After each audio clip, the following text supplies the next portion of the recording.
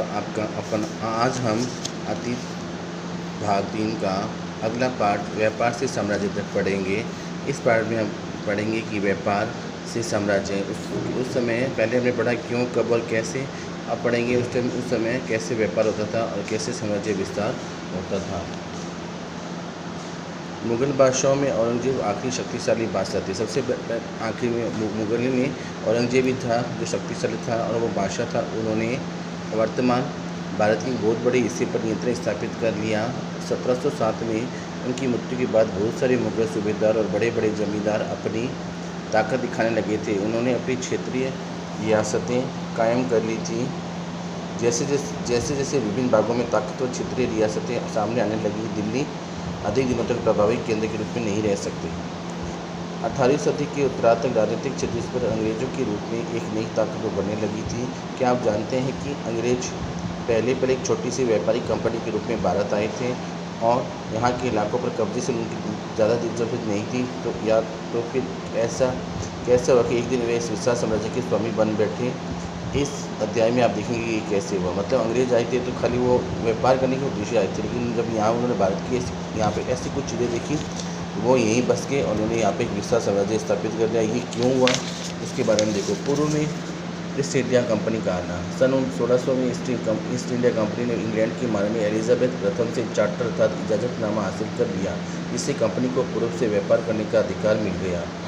इस इजाज़तनामे का मतलब ये था कि इंग्लैंड की कोई और व्यापारिक कंपनी इस इलाके में ईस्ट इंडिया कंपनी से होड़ नहीं कर सकती।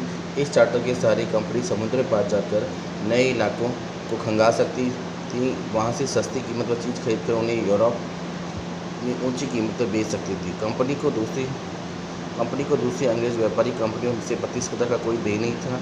उस जमाने में वाणिज्यिक कंपनियां मोटे तौर पर प्रतिस्पर्धा से बचकर ही मुनाफा कमाती थी। अगर कोई प्रतिस्पर्धी ना हो तो वे सस्ती चीज़ खरीदकर उन्हें ज़्यादा कीमत पर बेच सकती थी। लेकिन ये शाही दस्तावेज दूसरी यूरोपीय ताकत को पूर्व के बाज़ारों में आने से नहीं रोक सकता था। जब तक इंग्लैंड के जहाज़ अफ्रीका के पश्चिमी तट को छूते हुए केप ऑफ गुड होप का चक्कर लगाकर हिंद महासागर पार करते, तब तक पुर्तगालियों ने भारत के पश्चिमी तट पर अपनी उपस्थिति दर्ज कर दी। वे गोवा से अपना ठिकाना बना चुके थे। पुर्तगाल के खोजी यात्री वास्को दी गामा ने 1928 में पहली बार भारत तक पहुंचने के लिए समुद्री मार्ग का पता लगाया।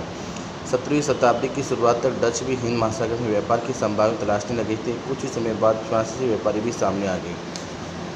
मतलब कहने मतलब धीरे भारत में इतनी ताकत, इतनी संपदा थी, उसको देखकर अलग अलग नए अंग्रेज है जो यहाँ आने लगे व्यापार करने के उद्देश्य थे। समस्या ये थी कि सारी कंपनियां एक जैसी चीज़ें खरीदना चाहती थी।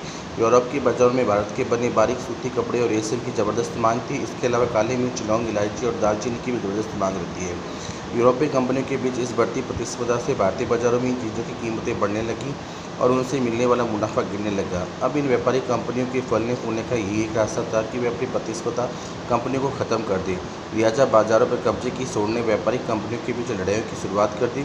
17वीं और 18वीं सदी में जब भी कोई मौका मिलता, कोई सी कंपनी किसी दूसरी कंपनी के जहाज़ डुबो देती, रास्ते में रुकावटें खड़ी कर देती और माँ से लदे जहाज़ों को आगे बढ़ने से रोक देती। यह व्यापार हथियारों की मदद से चल रहा था और व्यापारिक चौकियों को किलेबंदी के लिए सुरक्षित रखा जाता। अपनी बस्तियों को किलेबंद करने और व्यापार से मुनाफा कमाने की इन कोशिशों के कारण स्थानीय शासकों से वे टकराव होने लगे। इस प्रकार व्यापार और राजनीति को एक दूसरे से अलग रखना कंपनी के लिए मुश्किल होता जा रहा था। आइए देखिए कैसे हुआ। समझ में आया कि हर एक देश है वो भारत से माल खरीदा था, यहाँ माल बहुत अच्छा था और उनके बीच प्रतिस्पर्धा होने लगी कि इसका माल हम वहाँ बेचें। ऐसे होते हुए इनके बीच में राजनीति ने जन्म लिया और आपस में उनके बीच लड़ाइयाँ होने लगी। अब ईस्ट इंडिया कंपनी भारत में व्यापार शुरू करती है। पहली इंग्लिश फैक्ट्री 1651 में हुगली नदी किनारे शुरू हुई। कंपनी के व्यापारी यहीं से अपना काम चलाते। इन व्यापारियों को उस ज़माने में फैक्ट्री कहा जाता था। इस फैक्ट्री में वेयर हाउस था जहाँ निर्यात होने वाली चीज़ों को जमा किया जाता। वहीं पर उसके दफ्तर थे जिनमें कंपनी के अफसर बैठते। जैसे जैसे व्यापार फैला, कंपनी ने सौदागरों और व्यापारियों को फैक्ट्री के आसपास आकर बसने के लिए प्रेरित किया।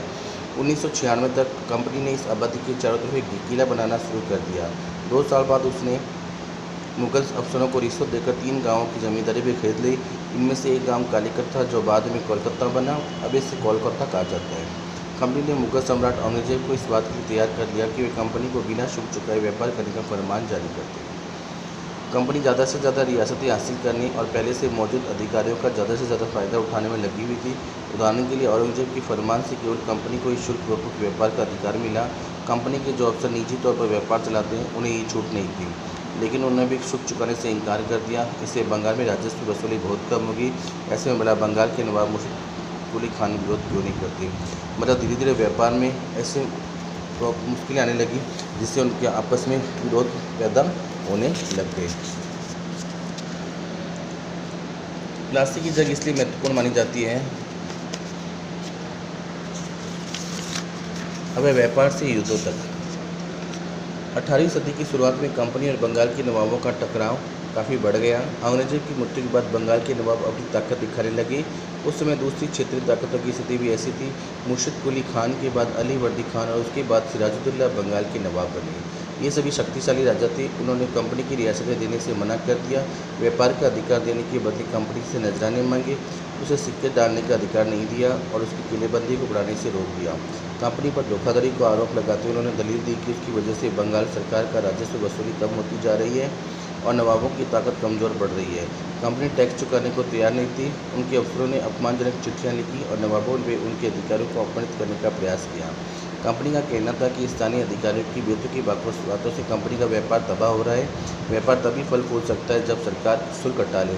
कंपनी को इस बात का भी यकीन था कि अपना व्यापार फैलाने के लिए उसे अपनी आबादी बढ़ानी होगी, गांव खरीदने होंगे और किलों का पुनर्निर्माण करना होगा। ये टकराव दिनों दिन गंभीर होते गए। अनंत इस टकराव की परिणति प्लास्टिक की प्रसिद्ध युद्ध के रूप में हुई। कहने का मतलब उस समय व्यापार को लेकर सभी आपस में इतने विरोधी हो गए एक दूसरे की कि उनके बीच लड़ाइयाँ होने लगी और इसी लड़ाइयों के परिणामस्वरूप वहाँ प्लास्टिक का युद्ध हुआ। अब ये प्लास्टिक का युद्ध, अब हम इस प्लास्टिक युद्ध को हम कल पढ़ेंगे। अब मैंने इतना पढ़ाया, आप उसको दोबारा पढ़ें और समझने की कोशिश कीजिए और कल हम पढ़ेंगे प्लास्टिक का